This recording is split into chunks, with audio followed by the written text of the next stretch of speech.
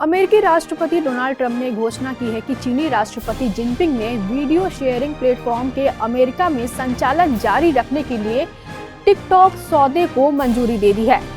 Oval office में पत्रकारों से बात करते हुए राष्ट्रपति ट्रंप ने कहा कि राष्ट्रपति जिनपिंग के साथ मेरी अच्छी बातचीत हुई और उन्होंने टिकटॉक सौदे को मंजूरी दे दी है।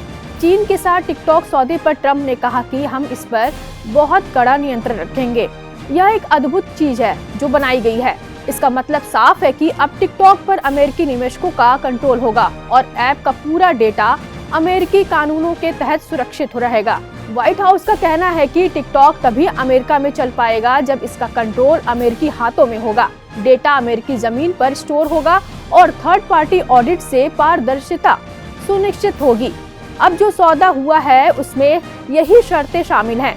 इससे कहा जा रहा है कि 3C मॉडल कंट्रोल, कंप्लायंस और डेटा, यानी पहला अमेरिकी बोर्ड का निर्णायक कंट्रोल, दूसरा नेशनल सिक्योरिटी ऑडिट और थर्ड पार्टी चेक और तीसरा डेटा का लोकल स्टोरेज और विदेशी दखल में सुरक्षा।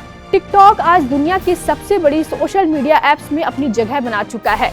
आंकड़ों के मुताबिक टिकटॉक की दुनिया भर में 1.12 बिलियन यानी 112 करोड़ से ज्यादा मंथली एक्टिव यूजर्स हैं।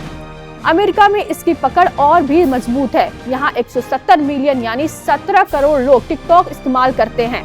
इनमें से लगभग 82.2 मिलियन यानी कि 8 करोड़ 22 लाख लोग हर दिन टिकटॉक खोलते हैं।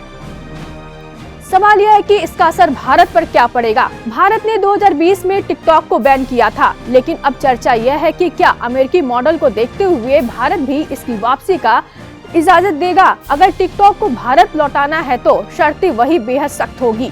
Data localisation, board control of the Indian entity, regular security audits and emergency shutdown policy. अगर यह होता है तो कंटेंट मार्केट में एक बार फिर जबरदस्त कंपटीशन होगी। क्रिएटर्स को मिलेगा एक और बड़ा प्लेटफॉर्म और विज्ञापन बजट्स का बंटवारा भी बदलेगा, लेकिन साथ ही डेटा और सिक्योरिटी और मॉडरेशन पर बड़े सवाल भी खड़े होंगे।